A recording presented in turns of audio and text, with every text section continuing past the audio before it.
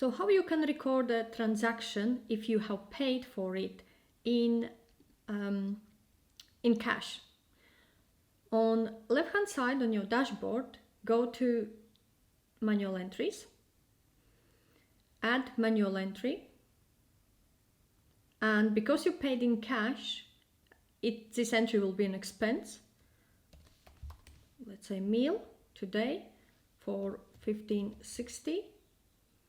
Select category, so it will be expense, and there is food and drink. Add attachment,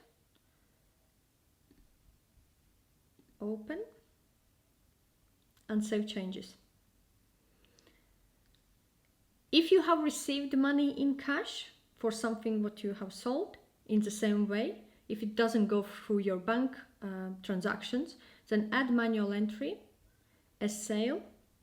I should note also that manual entries is useful to use if you decide not to enable bank feed.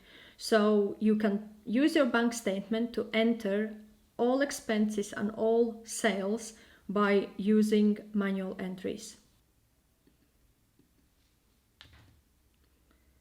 Category, in my case, it is sales, there is no other category to use. You can attach attachment, save changes, and here is added.